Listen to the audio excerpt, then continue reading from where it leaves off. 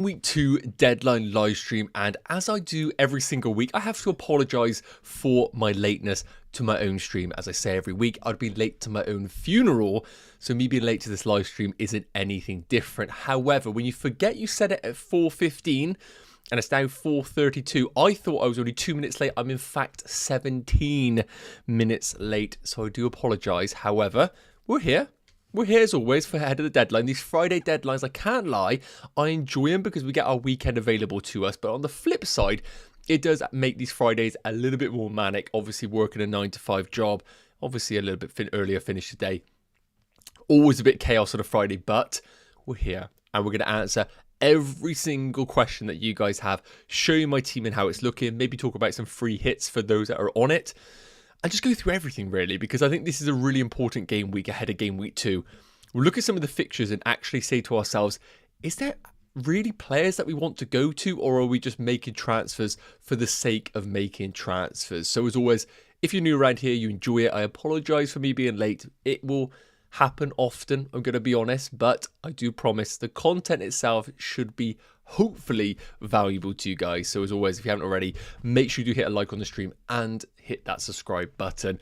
I can see some usual people in the chat. Gordon, hope you're well, mate. Thoughts on Spurs? Papa Sa, now with the hijack of Eze and Maddison's injury. Yeah, so Gordon, it's a difficult one right now with the situation because I don't really know where Spurs are going to go. I think they might have to look outside of the Premier League for a player. And then you ask yourself, with it being a player that's not Premier League proven, Sa might actually come in for a lot of these games until they can integrate somebody into this team. And at 5 million with defensive contributions, I don't mind him at all.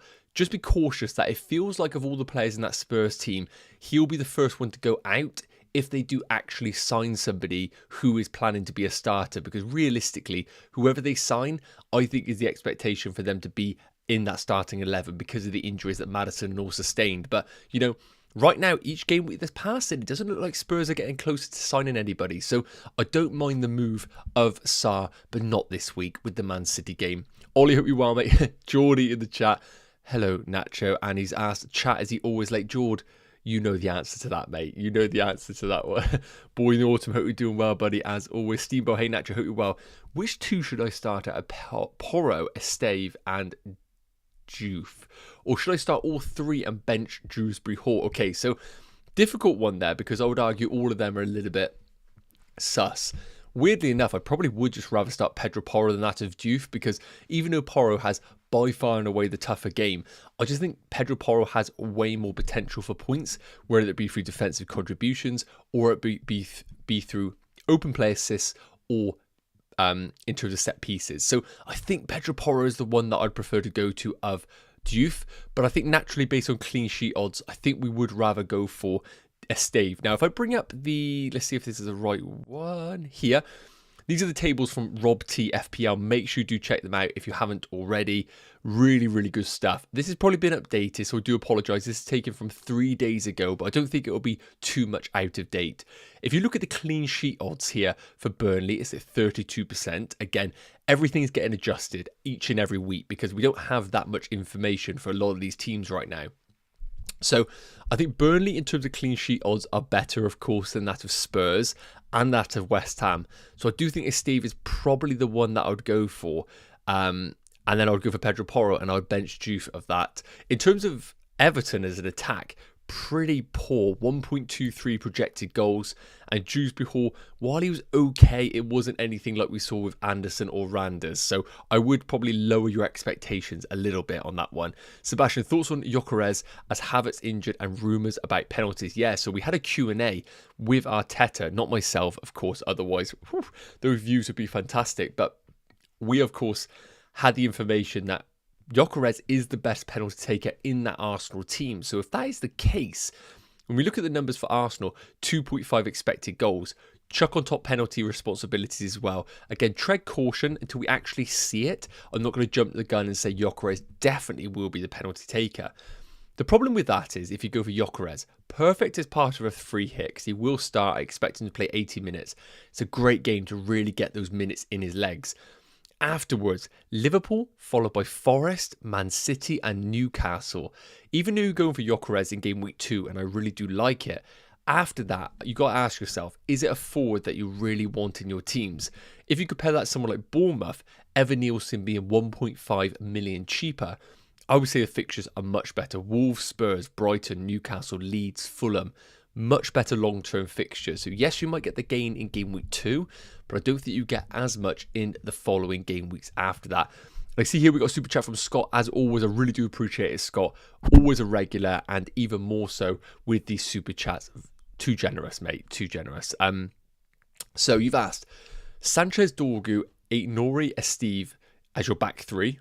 Palmer, Salah, Fernandes, which I guess is Bruno Fernandes.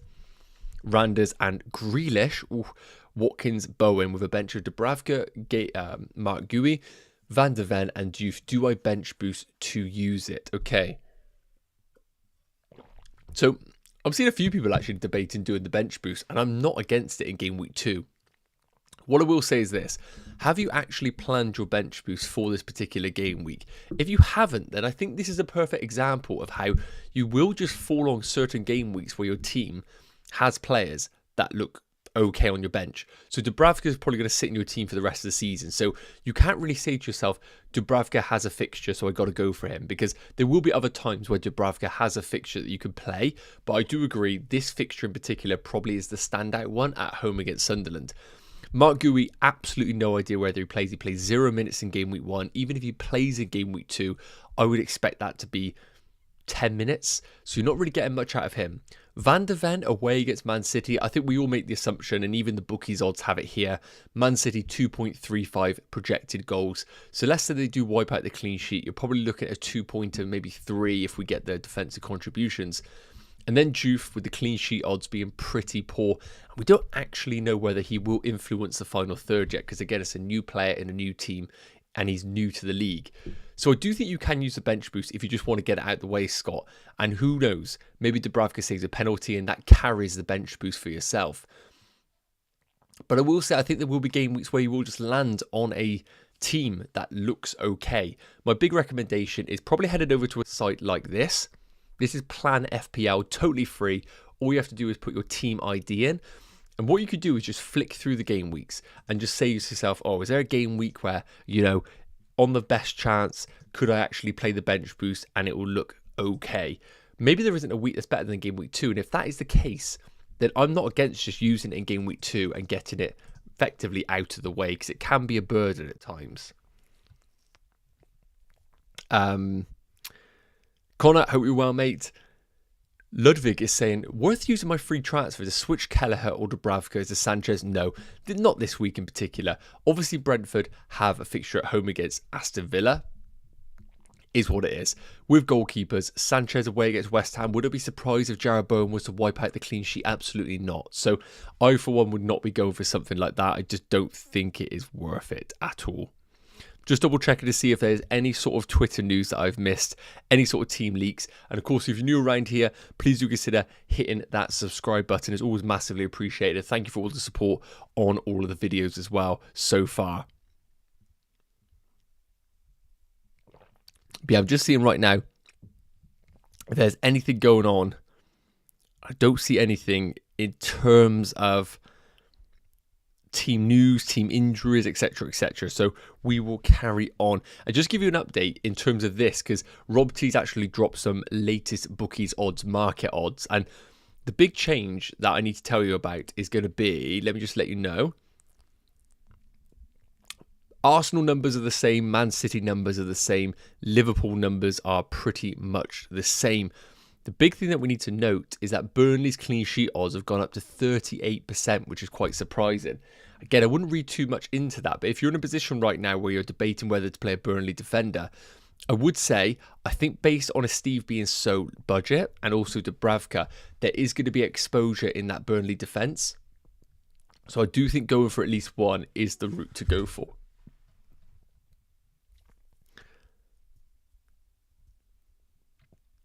What else we've got here?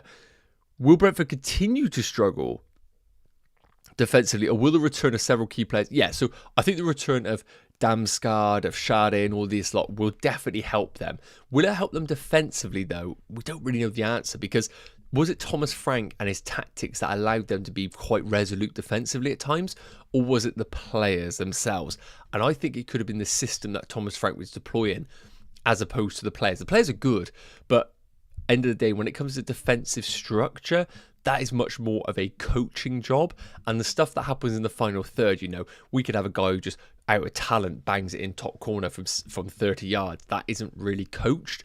Defensively, defensive shape is much more of a coaching sort of thing. Mitchell saying, hey man, nice to see you again for another season. Mitchell, hope you're doing well, my friend. Toby saying, I'm bench boosting and have Tosin. What should I do? You might have to roll the dice. We might get some early team news before the deadline, whether Tosin starts or not. Obviously, if you do go with the bench boost with him, you are taking a risk if we do not get that news. Yusuf is saying, what about Gordon against Liverpool? If you own him, fine, you can play him, but realistically, he is not someone that is on our radars at all to buy. Evan Nielsen for Mateta. That's an interesting one because with Bournemouth's fixtures coming up, they are really, really good. And with Crystal Palace playing last night, it's not the best preparation. And of course, they have a very tricky game against a Forest defence that are pretty good. They have 23% Forest clean sheet. I think it should be higher than that personally. Again, let me just take a look at what the most recent market odds are. And I can tell you that Forest now is 27%, so it's gone up. And Crystal Palace's is 32%. So both have slightly gone up.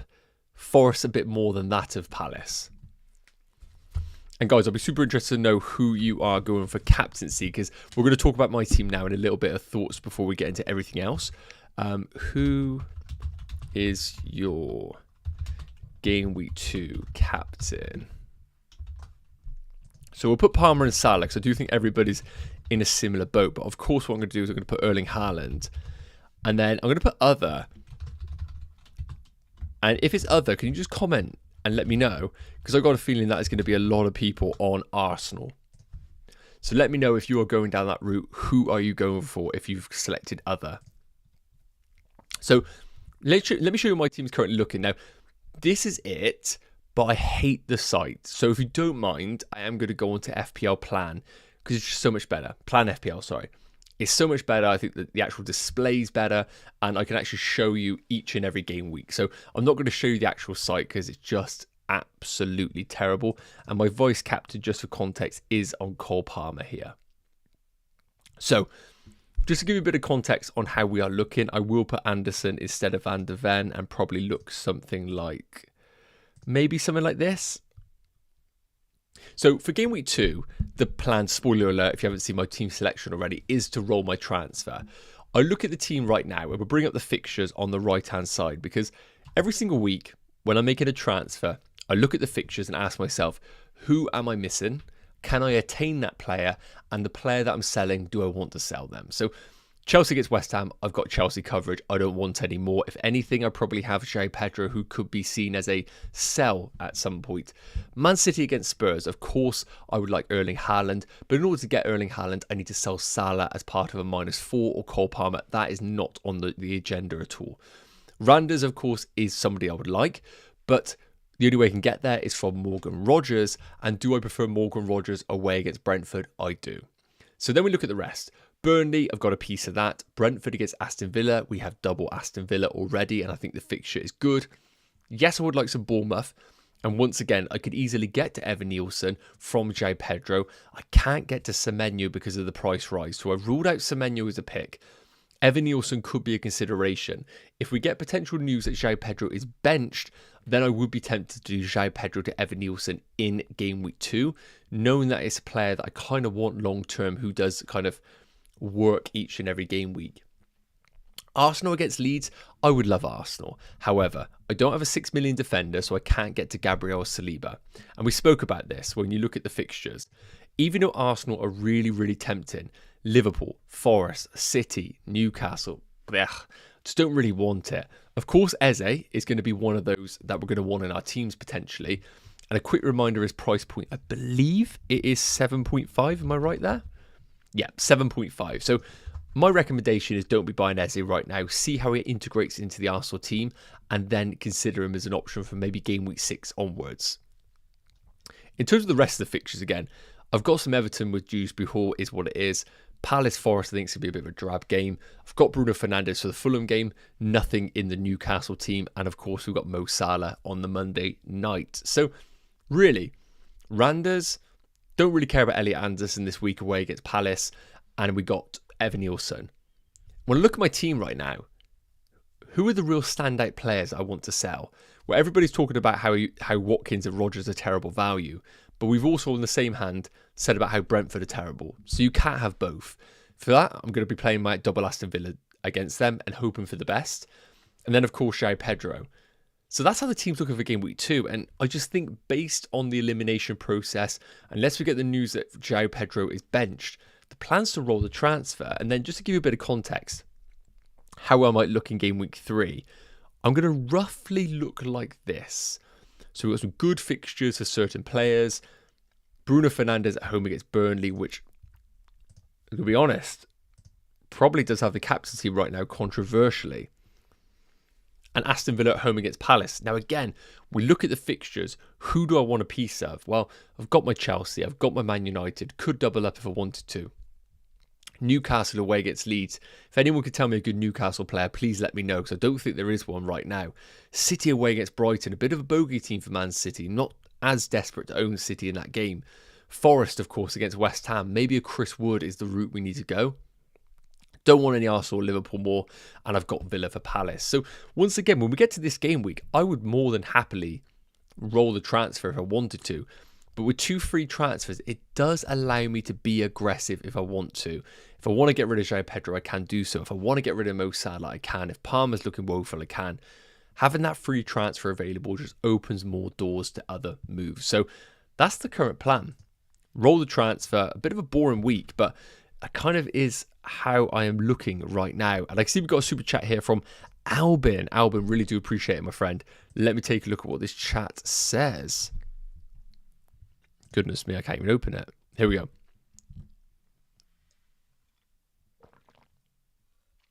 So pick 3 of the defenders. Van der Ven, Diouf, Rain, I can never pronounce it, basically, the Sunderland defender, William, and it's Steve. So Albin, let me know in the chat, who is William? Am I being a bit silly there? Guys, let me know in the chat. Who is William? Is it William Saliba? Regardless, I think Steve definitely starts. I need to know who William is, because I probably would be tempted to almost go for a Steve and the Sunderland defender and just double down on maybe a 0-0 in that game, and they both kind of cancel one another out. But I need to know who William is before anything else. Unless that's Williams. And if that is Nico Williams, then I would definitely play Nico Williams against Palace, who played last night in, of course, the Conference League. So it probably would be Williams, a Steve, and then I probably would be tempted to go for the Sunderland defender and hope that's a little bit of a low-scoring affair. Otherwise, I probably would favour Diouf over Van der Ven just for the attacking potential on that one. Ollie saying, hi Nacho, my team did quite awful last week, which led me into a wildcard. Please, can you rate my team? How would you like me to send it? Ollie, you're not in the WhatsApp chat, because I believe the link has been posted on the YouTube community. So let me know if it is not there. And of course, I will try and let you know. But I believe it's in the community section of the posts. If you go there, click on the WhatsApp, you can join the WhatsApp group. If not, mate, let me know in this chat and we'll try and find another way. Scott saying he hasn't planned the bench boost at all. So again, if you want to get out of the way, I don't mind it. Get it done, get out of the way, then you don't have to panic about it. So I think Dubravka is good for your team. And as you mentioned, I also think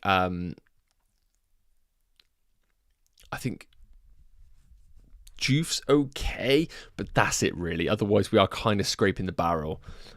Harris said, hi Nacho, pick 3 starting defenders. A Steve, Williams, Porro, Richards, Tarkowski. I'm leaning towards Tarkowski, Williams, and Richards, although they play each other. Yeah, so a Steve would be in 100%. Just the defensive coverage of Burnley is going to be massive. So a Steve would be in.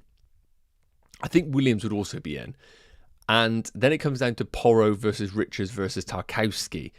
And I think Richards probably does make more sense and hope that it's a low-scoring affair. But I also think Tarkowski at a home game, first game for Everton, with the defensive contributions, I probably would go for a Steve Williams and Tarkowski myself. Rez is in, hey Nacho, similar question to the above. Have Porro, Anderson, Murillo, Dorgu, and a Steve, which three? So I think a Steve, again, probably is the route to go for. I think Murillo with the Forest defence could be super high. And then I would probably go Dorgu and hope for the best. Bench Porro, bench Anderson, probably the way to go. But of course, Porro has the potential of attacking returns in open play. Then who do I start? Dubravka or Kelleher? I probably would go for Dubravka myself. I do think Brentford will concede against Aston Villa. Josh King, Dewsbury Hall or Fulkrug, which one to bench? Oof. Josh King has probably got the least minutes this game week. And of course, with Fulham's fixture that they do have against Man United, I think Man United are better than what they were last season. Dewsbury Hall will play probably more considerable minutes, and Fulkrug, of course, playing the highest of the bunch, but probably the toughest fixture. So with that all said, if I was to bench one, I think it's very difficult to bench a forward. So it's Josh King versus Dewsbury Hall. And I think I probably would bench Josh King myself. Alright, actually, should I pick up Dubravka or Sells? I'm already planning on starting a Steve. Okay, so if you've got no other Forest coverage, it would be Sells, because the Forest coverage defence is going to be quite high this week. No team news right now. It'd be very early to get team news. Very early. Start 3 of 5. Porro, Steve, Dorgu, Anderson, Williams. Ooh. Steve, I've told everybody to go there. Williams because of the Forest coverage. And I like the pick of Dorgu myself. I probably would go for Dorgu and chase that upside. There are news that Porro is benched. I have not heard that myself. I'll take a look. I don't think there has been anything. And I would say if you heard any of that, then I probably would be saying it's probably a lie. No, I can't see anything regarding João Pedro right now. So, obviously have a plan in place if something were to happen. Just for my team as context, if we got the news that João Pedro was benched, for example, we'd have 7.5 million in the bank to spend on a forward. And if we put, 8 million as the max, where could we go with that money? Well, taking a look here, we could go for... Can't go for Chris Wood. It's worth noting. Priced out of Chris Wood, which is not ideal. So, based on the fixtures and just like the attraction of the player, I know it's crazy, but I think Sesko actually is quite an exciting pick because that Burnley in game week 3. And it's another reason why I would actually try and wait until game week 3 to make your move, because what say if he plays 80 minutes against Fulham and he just looks fantastic? You can go into game week 3 and have João Pedro in your team and actually go, you know what, I'm going to double down on Sesko and Fernandes. Brave call, I know, but I do think there will be some managers that do that. Otherwise, if we get the move that João Pedro's out, as we discussed, and we got the max price of 8, I think Mateta's tempting, but, and we got to remember that is a sensational fixture in game week 4. I think I'd be quite tempted to go for Evan Nielsen. Good fixture in game week 2, good in 4. I think even 5's okay against Newcastle, Leeds. Long term, it's a good hold in your teams. And I think I probably would go for Evan Nielsen and then free up some funds elsewhere in the team right now. Boy Norton, sorry, I just missed your super chat there. Apologies, mate. Thanks again, as always. Always a regular. Always so generous with these, mate. So, I despise the fact I chose Fulkrug. Yeah, Fulkrug hasn't ruled himself out yet. Don't worry. Alongside Watkins and Mark Guéhi.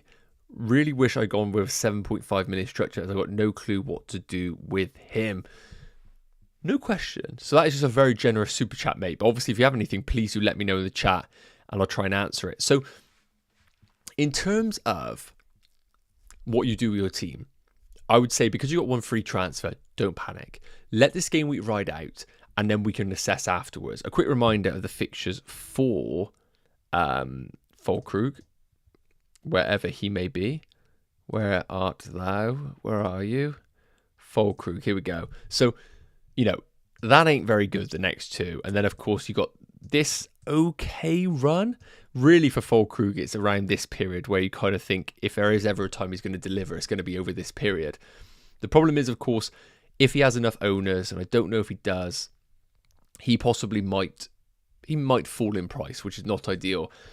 Regardless, you're going to need 2 free transfers in the bank. So my thing is, I think you just wait on him and assess in game week 2, really. I think that's probably where I would go with it. Thoughts on Kudus to Randers? No, I would keep Kudus. Kudus could do some damage here in this fixture. I really do think he could. In the game against PSG, obviously played much more as a 2. What I'll try and do is, I might try and get a little map up a minute. Give me a sec. Just to give you an idea of what we might see possibly in the game against Man City. And again, it is very, very we're not sure what we are going to get, but we might get something.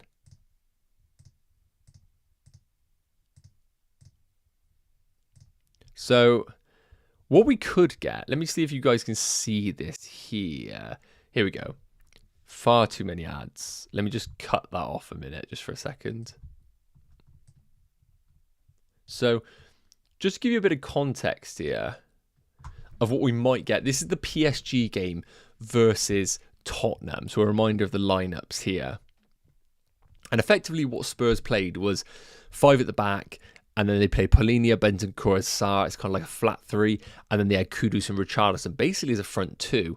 Now, I'm not saying that Man City are better than PSG, but I do think Spurs might play a similar way.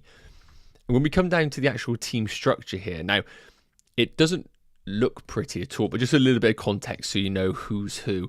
24 is Jed Spence as a left wing back. 37 is Van de Ven. 17 is Romero. And Danso is miles up there because he was doing a man marking job, hence why he was just basically out of the traps. They used the third centre back to basically be a man-to-man marker. Then Pedro Porro is a right wing back, and effectively a front 2 of Richarlison and Kudus. Now, what I like about this is Kudus in this game against Man City might possibly be deployed in a front 2 and looking to hit Man City in transitions. And I don't think Man City have addressed their problems in this team defensively. So I do think they are going to be got at, and I do expect them to actually concede and Spurs obviously to score. Now, if we were to take a look at how they set up in the previous game, let me just get this up for you a minute. Give me 2 seconds. So if I bring this one up, this was obviously against Burnley, and they played a much more traditional 4-3-3. Now, I haven't actually seen this touch heat map, so it'll be a bit of like an off-the-cuff situation here. But look at this, a completely different setup. And this is why I'm really excited about what Thomas Frank is going to bring to this Spurs team. Still had very little time with the team, and he showed flexibility of playing, you know, a 3-5-2 where one of the centre-backs is an aggressive man marker, to something like this, which is really interesting. So, of course, the 2 centre-backs splitting, full-backs being very traditional, not bombing on, but definitely in more of traditional positions, and then Kudus and Brennan Johnson operating as real wide wingers, and we saw that with the crosses that Kudus was putting into the box. And then, of course, our Richarlisons, our Dominic Solankis dropping in and almost forming a bit of a diamond in the midfield and getting the ball out wide to the likes of Kudus. So again, I think Bournemouth, we might see this. Man City, we might see what we saw against PSG. And for that, I think Kudus is an absolute gem at that price point. So no, I would not be looking to sell Kudus. And hopefully that was a little bit of like a deep dive into some thought process. Because one thing I will say, for those that are new around here, and again, if you're not already, please do make sure you are subscribed to the channel. For me, I obviously like to look at stats, but having played football for a long time, having enjoyed watching football, I'm more about like what footballers are actually doing and what the players and the teams are doing, and then using the stats afterwards. So the eye test is very, very important on this channel.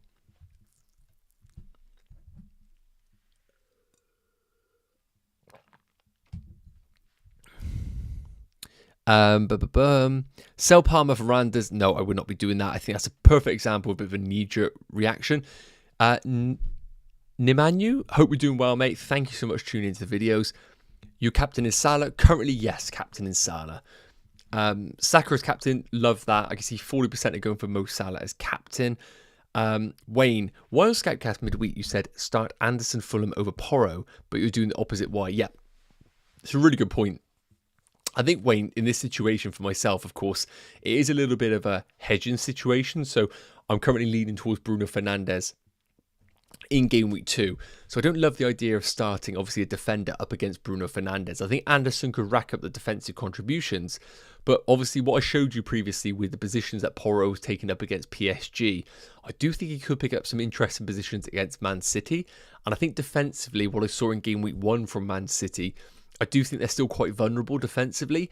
And I think from set pieces, they're still not amazing. So I think Porro, just for that upside, Porro still good for defensive contributions, set pieces, has a bit more of a ceiling than that of Anderson in a game that I think both do concede. Haaland or Palmer for captain? Haaland for me all day. I think Haaland is a much more reliable captaincy pick.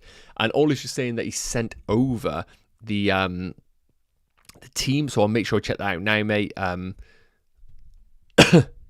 Just going to update some people on here a minute. Again, if anyone is interested, make sure to check it out. Patreon/FPL fan if you want to get involved in the members chat.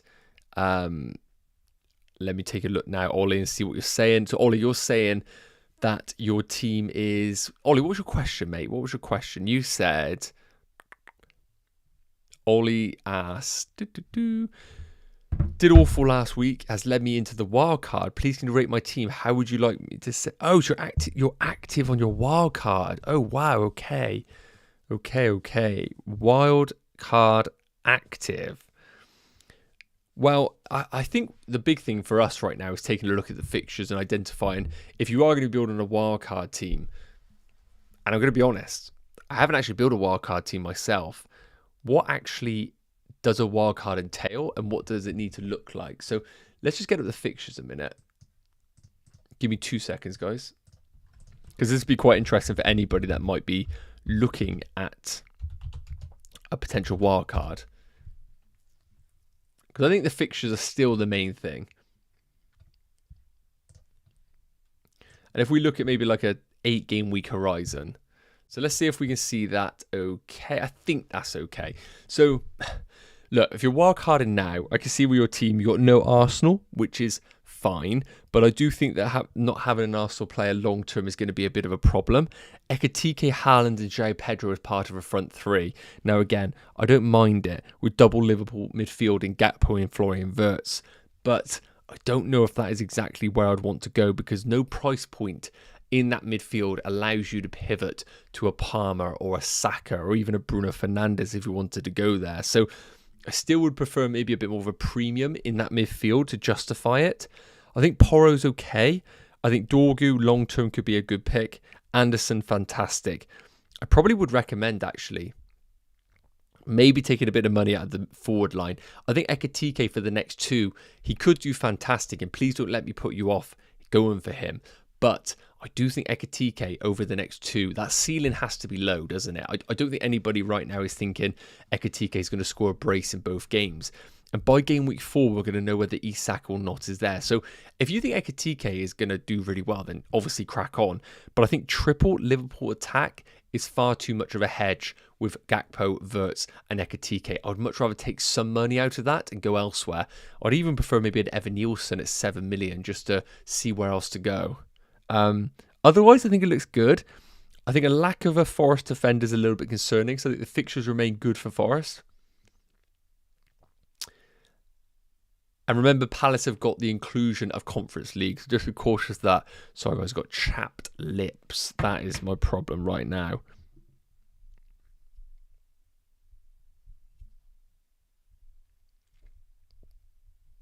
Just seeing if there's any more information in terms of a lineup, because we got to make sure we're not missing anything big. But I can't see anything right now, so I think we're okay. I'm just going to put my team back up for anybody that is curious. Make sure I haven't missed anything right now. So, start Wilson for Fulham or Dorgu. So I think Wilson's okay, but I think Dorgu is probably has a bit more of a higher ceiling. I think he'll play 90 minutes. I think the clean sheet is is okay for Man United, and I think he offers a little bit going forward. So I probably would just lean towards Dorgu myself, but I like it if you want to go for the 4.5 mil. Why is everyone starting as Steve? Burnley didn't look good defensively in their first game, so they look much better. I don't think they'll get a clean sheet. No, and I think that's totally fair. I think for my team right now, it makes sense to play Steve. But if I was sat there right now, you know, with Forest defenders on my bench, I would play Forest over that of Burnley. But for my team as an example, would I play a Steve at home against Sunderland or Anderson at home against Man United with Bruno in my team? I think it makes the decision for myself. Should I play Romero or Juve for game week 2? I think you probably do have to go for Juve in that case. I think Man City are going to be good defensively, whatever we think of them defensively. Gyökeres, Louis is going for. Hope that pays off, mate. Andrew, what should I bench? Porro, Dewsbury Hall, Dorgu, or Mitoma? Tricky. I don't know how many you need to bench. I think Dewsbury Hall is probably the one that like a lot of people probably would recommend benching. But of course, Porro's ceiling is quite low this week, isn't it? Stevens go for Watkins. I love that. Would I captain Gyökeres if I had him? I would be very tempted, yes. I would be very tempted. But then why am I not considering Watkins with equally a good fixture away against Brentford? So I still would have Erling Haaland ahead of all of that. But if I had Gyökeres, I would be quite tempted with that home fixture. I think he does get good minutes. I think it's a good week for Arteta to really integrate him into this team. Is Strand Larsen a good captain? I'm a little bit concerned about Strand Larsen, of course, with Newcastle sniffing around there. I don't like it away against Bournemouth. His head could be somewhere else. Would you swap out Watkins to Gyökeres just so I could captain Jonathan? No. I think Watkins could do just as well as Gyökeres in this fixture.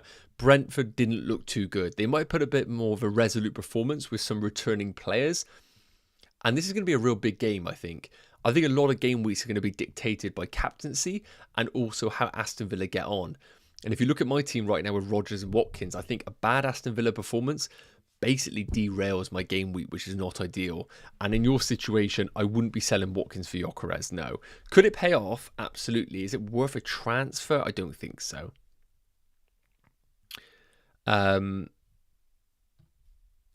Ollie, I'm staying away from Salah this year. Only Haaland and Palmer as a big boy. Yep, don't mind that. I think that's probably the way to go for right now. Sorry, that's completely the wrong sentence. Let me restart. I don't think, like the answer is go for Haaland, not Salah. But I think people need to make a decision. And I don't think we have to be as, forceful as last season. Last season was Salah, wasn't it, really? But this season, I think there really is a clear division between which one to go for, and I think that's a good thing in the game this year. So if you are in a position where you're like, I'm going Haaland, absolutely fine. What I will say though is, for those people that are like me with a Mo Salah team, maybe we could take a look at when to get on Erling Haaland. Now, of course, if you don't go game week 2, game week 3 away against Brighton, possibly an opportunity, but then City in game week 4 have Man United, Liverpool have Burnley, and meanwhile Chelsea have got consistently good enough fixtures where it's going to be hard for you to say to yourself, no, I don't want to move away from Palmer. However, if you're just like, I want to get Haaland in, take my team as an example. So we wouldn't do it this week. We'd want 2 free transfers. But let's say we got to game week 3 and for some reason you were like, I do not like Palmer as a pick. Let me show you some routes that you can go down. So firstly, you could do Palmer out. You could go down to Elliot Anderson as an example, which frees up 5 million. That doesn't allow you to get to Erling Haaland. So you can see straight away, very difficult to free up Palmer. So that is why, really, the route to go to is selling Salah. But the problem is, if you sell Salah, obviously we've got 8 million in the bank. That could become anybody. If they don't sign Isak, that could become Gakpo if you wanted to. But then you do miss out that Burnley fixture in game week 4. But what I'm trying to say is this. I think this is why it's really important to try and get yourself in a situation where you have a few transfers in the bank to allow yourself to be flexible whenever you need to. Let's see what I have. And again, guys, if you haven't dropped a like on the stream, always massively appreciated. I have no idea how many is on the stream in terms of the likes. But I know we've been hovering around 100 people, 36 likes it looks like. If we get that to 50, that would be amazing. Thank you so much. And I'm just looking now once again to see if there's any news right now in terms of the Chelsea. Is there any early team news or anything? Is there anything worth discussing? And I can't see anything as of right now. Can't see anything as of right now.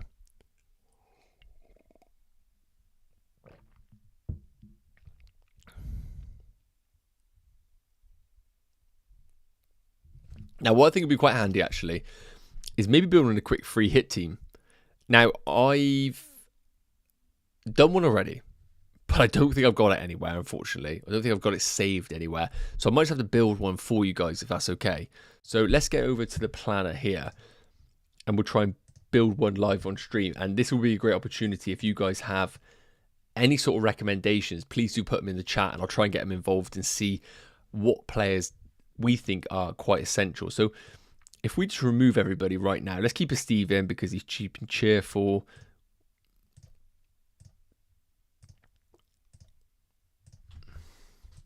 Let's try and get a free hit team built here.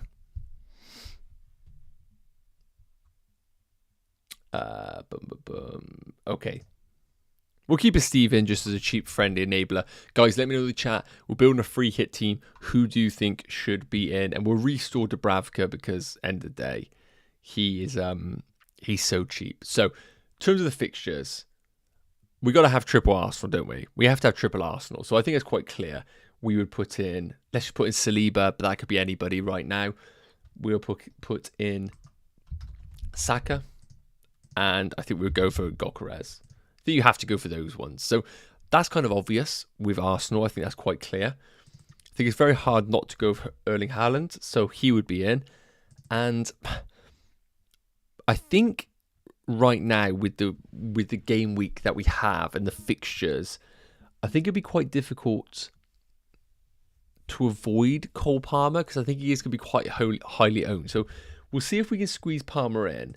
But I think that's quite a lot of money invested. Do we go for Reinders? Obviously bought by 1 million people. I think if you free hit and you don't go for Reinders and he does well, I do think you'll be pretty devastated. So in terms of the fixtures, again, what to target, I think we'll put Semenyo in because the fixture is really nice. And we'll see whether we keep him in. I don't think we need a piece of this. I think we can avoid this. If you're going to free hit, I think you do avoid it. And I think you can avoid this as well. That doesn't scream value for the game. And so to that, I don't think you want to be free hitting those players in. So we got our triple Arsenal. We haven't got any starting Burnley, but we got Dubravka and a Steve for our budget enablers. This is a very difficult one to call. As I'm an Aston Villa owner, of course, I do feel like, yeah, I want that. But is it really where you want to be sending your free hit? Maybe not. And then Bournemouth up against Wolves in a situation where, of course, Wolves might have Strand Larsen looking elsewhere. So maybe a piece of the Bournemouth defence, maybe Petrovic in goal. And realistically, with the free hit, we want to be filling everything out. We want to be going for really cheap players. So let's just put some names in that I spoke about. Let's put in Evan Nielsen. Let's go for who's the cheap midfielders. King. I think we put another cheap defender in. I don't think it's worth spending money on a cheap defender. 4 million defenders. Let me find one for you. Let's put in Achiampong and hope that he plays. Don't know if he will, though, but he done well in game week 1. And we got basically a couple of defenders to fill with 9.8 in the bank. So we can't go for 8 Nori because that's too expensive. So we can't have a bit of Man City, but I personally think I think there will be a goal in that game for Spurs. And I think the clean sheets are quite hard to call this game week. Again, if we come back to the bookies odds for clean sheets, we've already got a bit of Chelsea. Well, we don't have Chelsea here, do we? So maybe a bit of Chelsea coverage, official Chelsea coverage in this team. Maybe Sanchez instead, maybe. Or Chalobah, maybe Chalobah. 5 million though for Chalobah's not ideal. Again, guys, let me know any names. Any names would be good. Gordon, I wouldn't go Gordon myself. Why is Gyökeres obviously look meh against Man United? Yeah, but I think with the fixture, you probably would be going there. Obviously, guys, any other names you think should be in this free hit team, please do let me know. But again, we've got 8.8 million to spend. I don't love that. Who are we missing, really? We got Arsenal. I think I'll just avoid Liverpool and hope for the best. Villa, not very good without Konsa defensively. Watkins, I would like to squeeze him in, but I don't know if we could. So anyone on a free hit, I think I probably would look something like this and then fill it with some cheap enablers. Really, I probably would put another 4 million defender in, to be honest. Would have put Rodon in, and we got 4.8 to fill a void there. 4.8 to fill a void. But really, I think the essence of it would be there. The front three, Saka, Palmer, Randers, Semenyo, Chalobah, Saliba, and you could even play a Steve. And if we find a cheap 4.5 million defender with good fixtures, that could be your free hit, possibly. Gyökeres, 8 Nori, a Steve, choose 2 to start. It probably would be 8 Nori, definitely. And look, if you have those 2, I would start both of those. I probably would. If you're paying that much money, I probably would start both. What do you think of Captain Watkins? I do not hate it. I do fancy him to get a goal in this game. I agree. I probably would rather take a -8 than a wildcard. Should I start Shrewsbury Hall or Fulkrug, do you think? Eek. It's very difficult. But I think if you have Fulkrug, I think you've got to start him. As forward, playing for West Ham up against Chelsea, I probably would lean towards that myself. It's difficult, though. It's very difficult.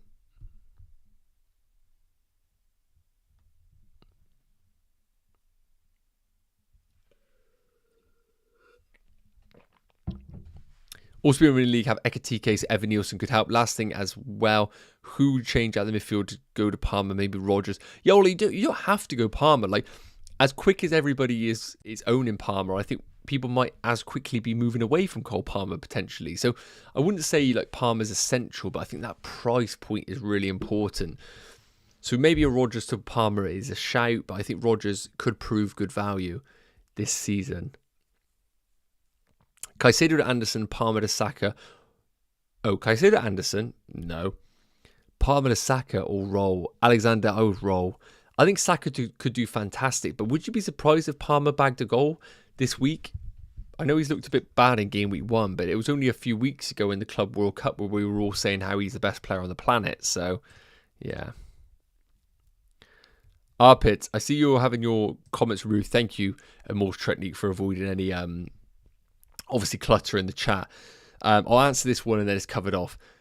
Start 3 out of 5. Van der Ven, 8 Nori, Anderson, Nico Williams, Wan-Bissaka. So 8 Nori has to start.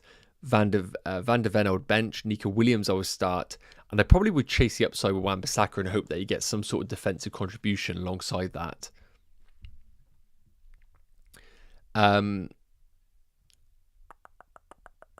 Tosin, I don't know exactly whether he's going to start or not. Achiampong, he might reward a good performance and he might start him alongside Chalobah once again. I do think, though, the distribution that Tosin has was probably missed in that game. The risk-taking of him. So I would say there is a chance Tosin comes in, but not enough for me to sit here and say to you, yes, I think he will start or not. So I'm not 100% sure. De Cupia of Brighton, yes, look good. Would I be buying, though? Probably not. Rather saying, Gyökeres, 8 Nori, Esteve, choose 2 to start. Or I'll choose the 2 big guns. I probably would go Gyökeres and 8 Nori. But obviously, Burnley is obviously a pick where a lot of people are going there. But Sunderland look good in game week 1. So it's either 8 Nori definitely starts. And then it's Gyökeres versus Esteve. I just think if you're paying 6 million for a defender and Gyökeres, you've got to start him in every game. No, I would not be subbing out Randers for Rodri. Or selling Randers in general. I just don't think that's worth it.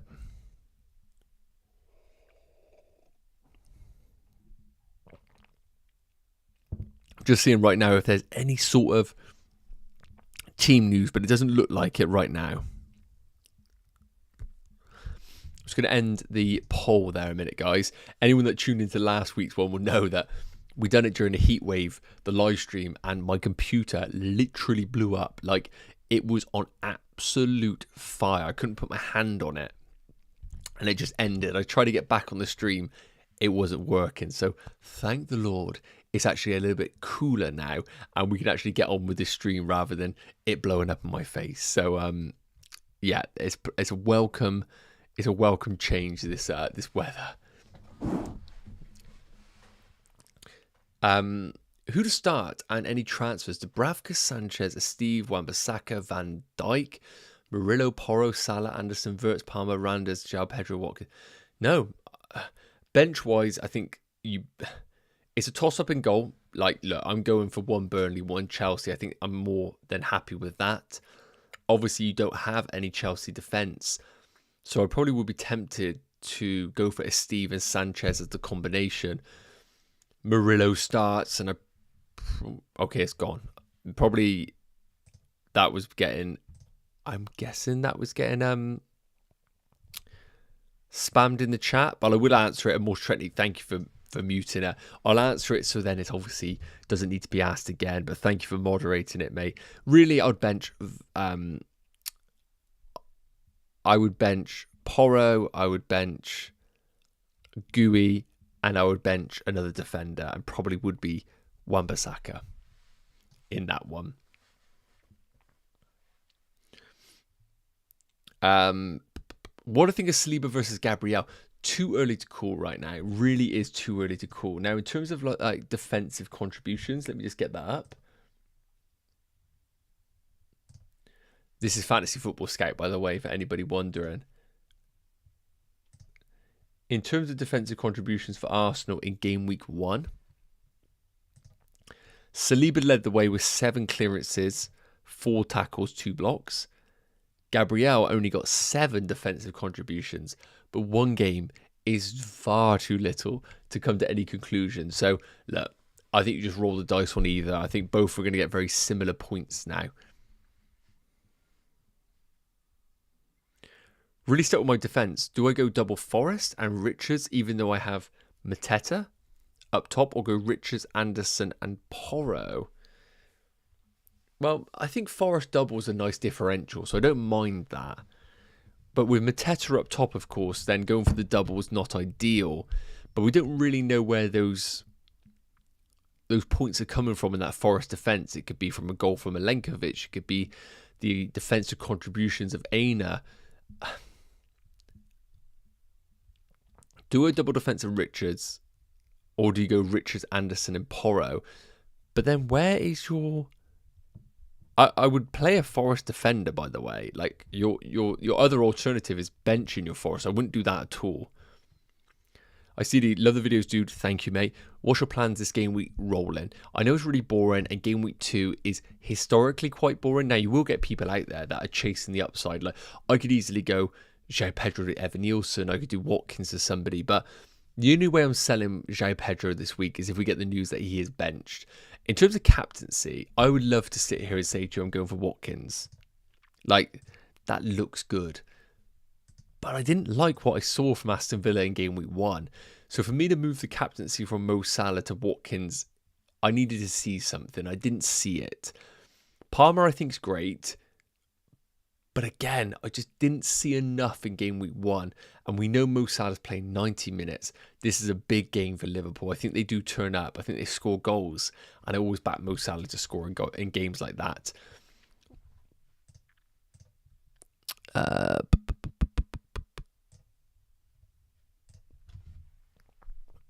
I removed that one from Rithik because that was crazy. So fortunately, yeah, that is carnage. I would not be doing that. And the chat, it's one of those really, like Dubravka or Sells. I would happily answer that, Rithik, and you know I will answer it. But to put 1,000 comments in, it's just not ideal, my friend. It's not ideal. So Dubravka or Sells, my answer is: do you have a Forest defender? If you don't, the answer is Sells. If you do, the answer is Dubravka. Goal threat with Gabriel too. There is. And he is a beast. But I will say that like teams have kind of acknowledged that a little bit. Will they be able to stop him is another question. Start Sanchez over Bruggen. I probably do back Sanchez myself. Dakey, yo mate. Should I put Ndai or Anderson Brentford? Anderson Brentford. Who is Anderson of Brentford? I may have missed that one. So in that case, I'll say Ndai. I think Ndai's good this week though at home in the new stadium. Good feel vibes. Milinkovic and Williams, sorry. I don't know what the question was, Speary, on that one. Oh, you got Milinkovic and Williams. I would definitely play one of those. Probably would lean towards Milinkovic.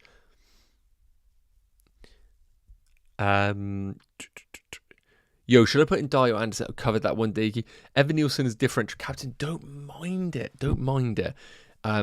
Would he be in my top 3? No. But I don't mind it as a differential. And you've put differential, so you know kind of the risk that you're taking. James, start Sells or Dubravka. I think I've covered that one, James. I think already have Murillo, so slightly concerned about double. Yeah, so I wouldn't be concerned about double Forest defence. I think Forest, are good. They're good.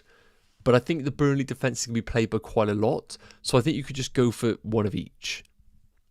Start 2, bench 1 out of Shrewsbury Hall, Porro, Steve. Look, I probably would go for... It's so tricky. I probably would say to you, I'm going for all of them, obviously, because of my situation. But what are we getting from Shrewsbury Hall? Whereas Porro, we know we got set pieces. Shrewsbury Hall is on some corners, though, I do believe. So I probably would bench Porro because Shrewsbury Hall's fixture is better. He's at home. He does take set pieces. And the argument of Porro getting a set piece assist has to be the same thing applied to Shrewsbury Hall in that situation. Start 2, I've covered that one. Should I bench boost with Dubravka, Porro, Agbadu, and Nico Williams? Not for me.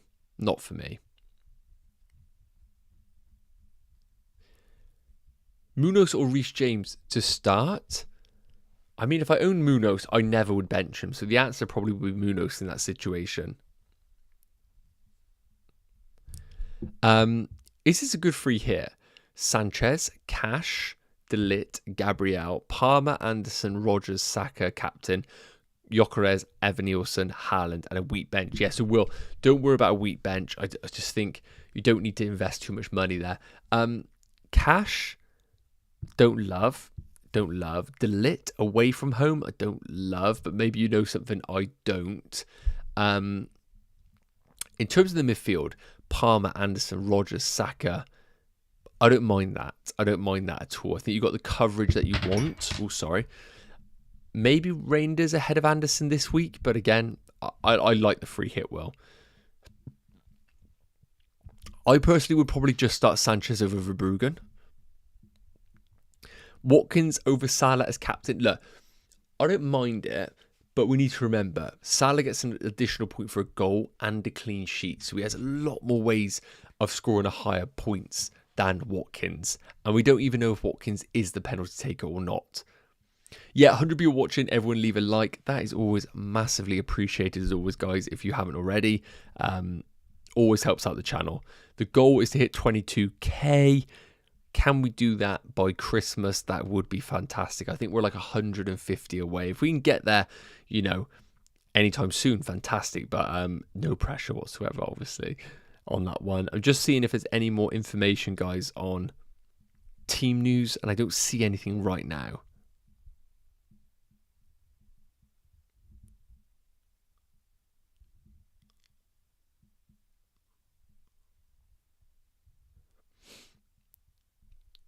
Can't see anything. Bit of chat about Nuno Espirito Santo going, which is a bit unusual. But maybe that makes you think, ooh, are Forest as good as what we expected? Okay. João Pedro or Hudson-Odoi? I I'm not sure what the context is there, Julia, so let me know what the context is. Ollie's saying, should I captain Palmer or Haaland? Look, for me, I just think if I had a piece of that projected goals in Haaland, I think I'll go Haaland myself. I think I will go Erling Haaland. Start either Solanke or Agbadou. Well, Thomas Frank has come out and said that Richarlison is his number 9. So I don't even know if Solanke starts. So for that reason, it probably would be Agbadou. Start either Dorgo or Porro. Well, again, based on clean sheet odds, Man United are clear of Spurs. So it probably would be Dorgo in that situation. I think Dorgo offers a lot going forward. Enough of a reason to start him. Oh, Christ. Drank the wrong coffee. I've got a morning coffee that I had this morning when I was prepping stuff. And I've got my coffee now. And that one is a black coffee, cold, and it is horrendous. That's awful. I think United will score. By the way, I'm reading this. This is from Stefan. I think United will score 2+ goals and want to go for an attacker since they have Burnley next week. Would you go for Mbeumo or Cunha? Well, Stefan, this is why it is perfect to just kind of wait. I think just waiting is the way to go because Fulham away is not a tough, an easy fixture. Then they got Burnley in game week 3, City, Chelsea, Brentford, Sunderland. So I actually think the fixtures are okay. Enough of a reason for us to just monitor game week 2 and then reassess in game week 3. And then all of a sudden, if, looking at my team, Cunha and Mbeumo just look sensational and Bruno just isn't getting in amongst it, then, it'd be crazy to do Bruno out for anybody in game week 3. But by the time we get to game week 4, 5, this might be the time to jump on Man United. I think this is where you want transfers available to you. Sorry, I've put it here as if I'm making a transfer in game week 3, which I'm not. For those asking, this is how my team is pretty much locked in for game week 2. I'm pretty content. I don't love the captaincy, but we're going to leave it, I think. We're going to leave it. Ben said black coffee. Ben, I don't actually mind a black coffee in the morning. I actually quite like it, but cold black coffee sat on the side is not ideal at all. Do I think Achiampong will start again? Even if he does, he just isn't an FPL option because we've already seen Maresca come out and say that they need a centre-back. So they're clearly not happy with the situation right now. Achiampong is a talented boy, but not one that you kind of want in your FPL teams. Do I think he starts though? Probably. I think he probably does. He was good in game week 1. And I'm just checking right now. Still no Chelsea team news. Obviously, we're an hour till the deadline. We might get something, but equally, we might not either.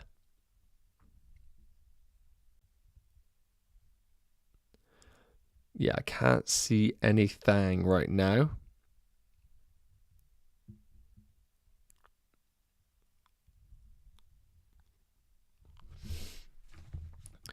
Is Williams risky to own then? I don't know why Williams would be risky. Let me know why you think that one, mate.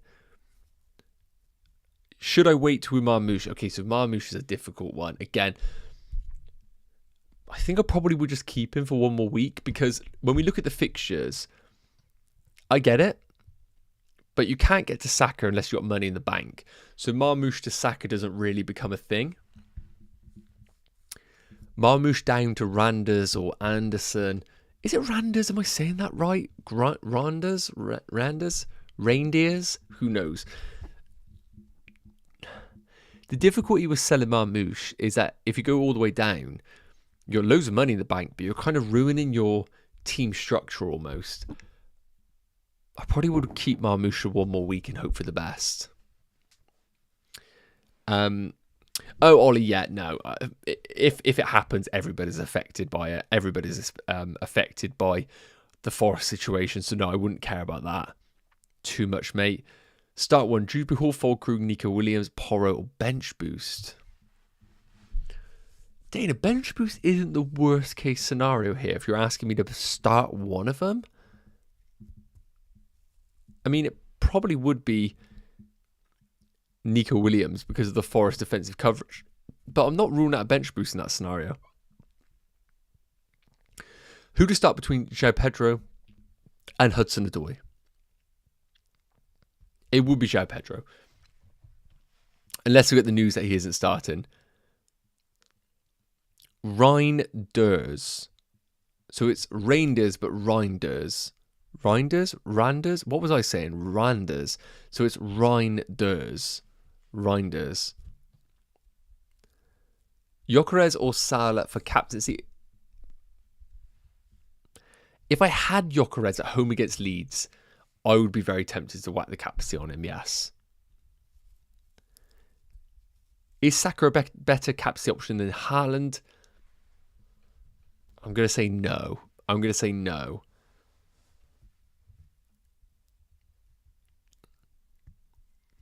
Do you think it's smarter to roll transfers or chase good fixtures? For example, I'm bringing in Saka for Leeds. The next week I'm taking him out for Cunha against Burnley. Okay, so it's a strategy that can work 100%.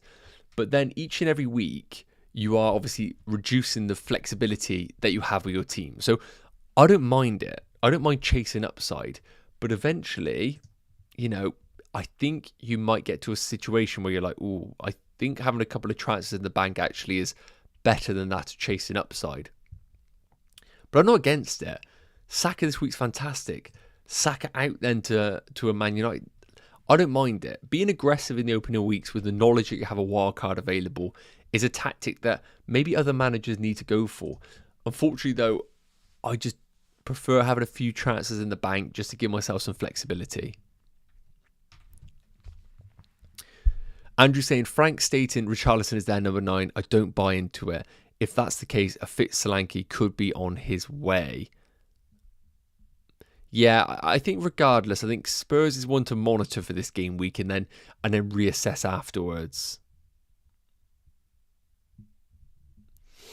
Just seeing again. I can't see any news right now, guys, but again, I'll be astonished if there was any news this early on.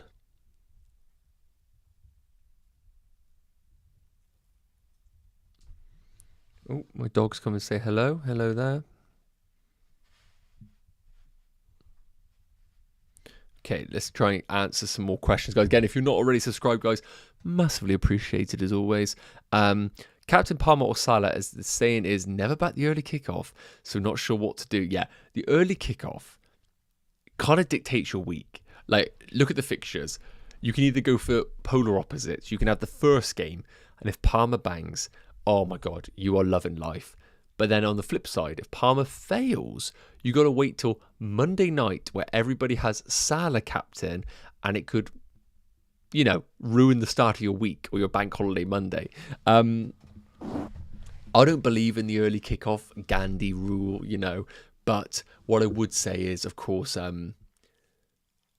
if you get reactionary with FPL, I think that's the big thing. Some people legitimately have their weekends ruined by fantasy. It's a thing, obviously. Obviously, if you can separate yourself from it, better. If you're one of those, and we're going into a bank holiday weekend, I legitimately would not captain Palmer if you get negatively affected by fantasy, because that could ruin your weekend. And it's bank holiday weekend. So, yeah, just be cautious a little bit if you are going down that route. Just seeing if there's anything else, guys.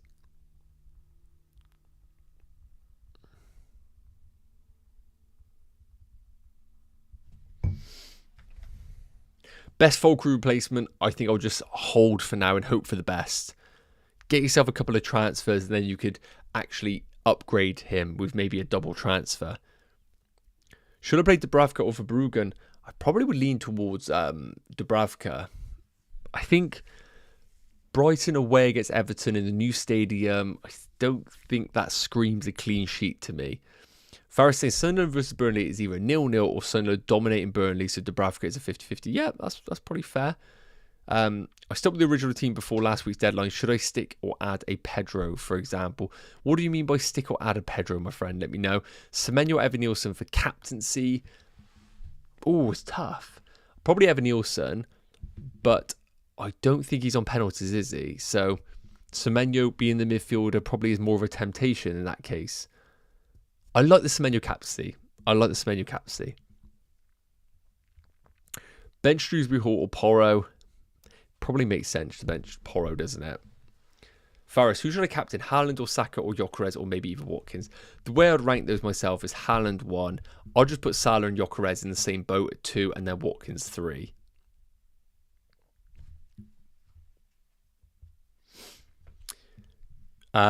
Should I sell Wirtz before the game week 3? Given I have a plan, I just need 3 transfers. But Wirtz's price drops soon, but means I transfer him to Reinders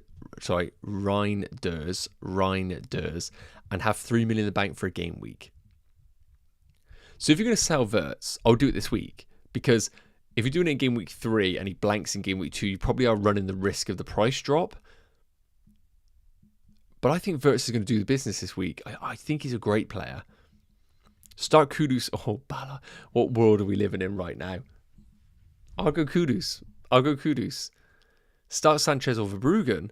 I would start Sanchez. Sarr or Ndai. I would start. Which Sarr is that? Let me know. Is that Spurs' Sarr or was that Palace's Sarr? Regardless, I think Ndai being on penalties at home probably wins it in both scenarios. Giovanni saying 1 to left out between Ahmad, Wilson. Which Wilson's that? Matoma or Ndai? Well, I definitely would start Matoma, Ndai. I probably would bench Wilson.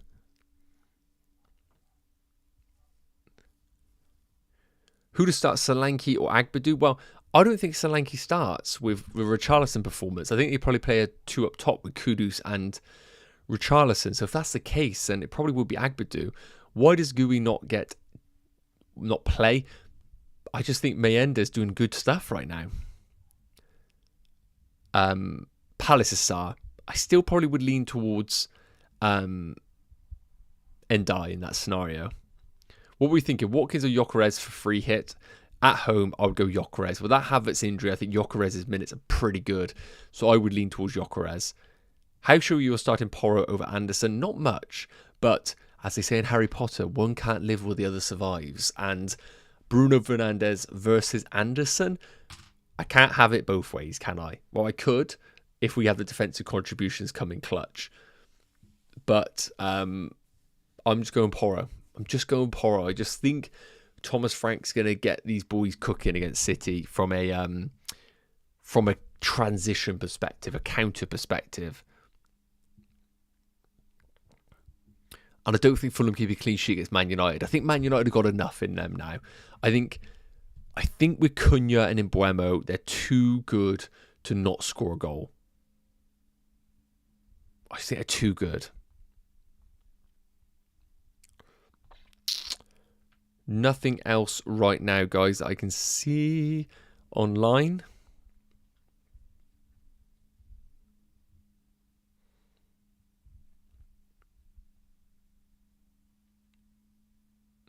Yeah, saying here that basically, just for those that are wondering about the situation with Nuno at Forest, he's literally at a press conference today and he's been asked what's his relationship with the owner, Mariakis, and he said it's not so close. So, even though Forest put up a really good performance in game week 1, I'm of the belief that maybe things aren't good right now at Forest in the behind the scenes. And I think whenever those scenarios happen with the manager, it's almost unheard of that a manager is not enjoying himself. And Nuno's one of those characters that, I think he is one of those that will just walk out. How often do we see it where a manager's not happy, the owner's not happy, but the team's still playing well on the pitch? Doesn't happen a lot, does it? So just be cautious that Forest might not be in an amazing spot right now. But until I actually see it with my own eyes, I'm not willing to,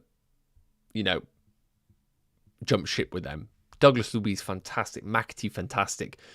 But is it one of those where maybe it's not his signings, and that is why he's frustrated. We don't really know the answer right now.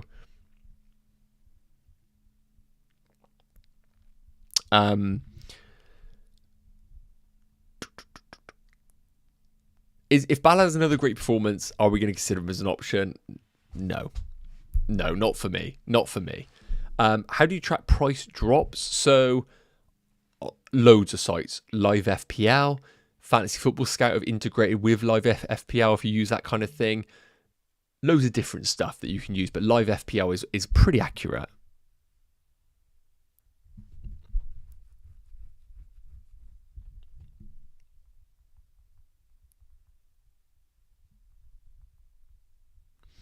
I'm kind of forced to do a 4-5-1 again. Watkins up front, so thinking, is it worth using my transfer? Wheelers, who do you use your transfer for? Triple captain Haaland. I think there are better games. Like, for example, let's just look at this a minute. If you own Haaland, what's making you want to triple in 2 as opposed to 6? I just don't see the argument of wanting to triple now as opposed to 6, unless you're looking to use another chip in game week 6. Semenyo, love Semenyo as a pick. Yes, I do like him. Bench 1, Fulkrug, Mateta, or probably would be Dewsbury Hall in that situation.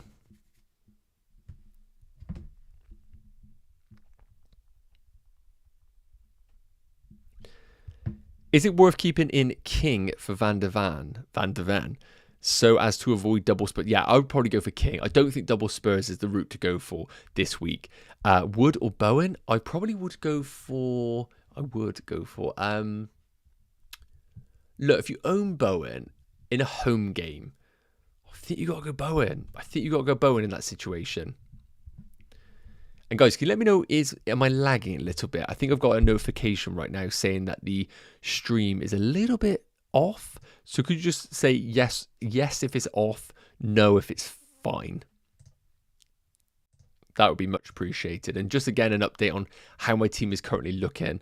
Yeah, let me know if my stream's a little bit off. Unfortunately, I am absolutely woeful with technology. No, people are saying no, so it sounds like it's okay. Okay, we'll keep going. No lag. Okay, that's good, because legit, I would not know what to do if it's bad. So, all good. Okay, perfect. Thanks, guys. Appreciate it. Do you think Estevao starts today, given he has been so lively whenever he plays? Yeah. Look, spoke about this on Scoutcast in pre-season. I think it's an inevitability until Estevao becomes a number 1 starter in this Chelsea team. I just think it happens. Now, we do have wingers that can take minutes away from him, but I think the Chelsea wingers have been a problem for a long time. Unless you play Cole Palmer on the right-hand side, I think it is all fart, no poo with these wingers, if you know the expression. They try and do stuff, but the output is just not there. And who are they trying to sign on top of that? Bloody Garnacho, the guy whose finishing ability is woeful. So I think Estevao is the only one that actually has some sort of end product. Yes, he's raw. Yes, he's only 18. Yes, he's going to make mistakes. But I think already he's showing signs that he could do more than that of a Pedro Neto in this Chelsea team at times. Because there's so much more elements we have to remember. The work rate off the ball, the football IQ, probably is still in the favour of those like Pedro Neto. But yes, I think Estevao is going to have his time. And I think he will be a key player for Chelsea in parts this season. Not an option right now, though. Salah or Haaland captaincy? For me, Michael, it would be Erling Haaland. Appreciate you guys for letting me know about the lagging situation. Looks like it's all good, so YouTube is telling fibs to me. Triple Saka. It's not the worst thing. Look, do I like it? Triple Saka. Who am I to say no? I would probably like to see a bit more from Arsenal. I feel like it's quite early, but of course we get 2 triple caps this season. So why don't you just have fun with the first one, be sensible with the second one? So I'm not against it. But it's not the ideal preparation from what we saw from Arsenal in game week 1. They didn't look cohesive, did they? I've covered that one. Triple captain Gyökeres. I think that probably is a bit of a risk. But again, if you want to play the game fun, then it doesn't come much more fun than that. Could you rate my team? Dubravka, Cucurella, Gabriel, Steve, Palmer, Salah, and Dye, Bruno, Anderson, Pedro, Watkins, bench, Areola, De Cooper. Yeah, I mean, I don't think I would do anything over that, mate. So I don't think I'll do anything else. I think it's fine. I think you optimize the team you best you can, really. A straight sort 8 Nori for Frimpong. Yes, I think that's probably what I would do myself. Salah Haaland captain. For me, it's Haaland. Saka, Haaland, Watkins, or Semenyo captain. I would go Haaland. Michael, no words at all, my friend. Gang's saying, what's your overall rank, mate? I am 3.9 million.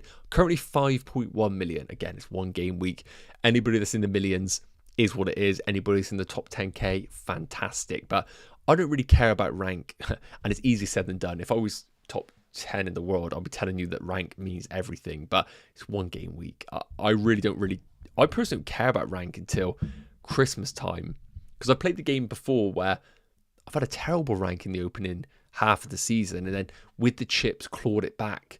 This season will be different with chips in the first and second half of the season.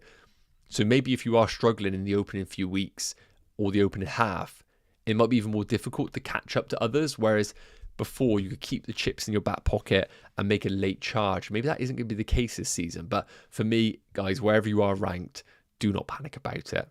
Craig, I'm off to a family do, so won't be able to stay until the deadline. Is your team locked in, Nacho? Yes, Craig.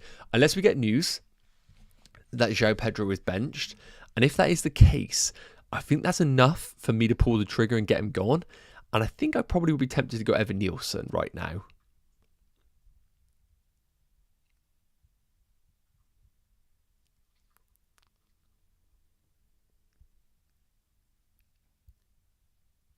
Wow. Wow.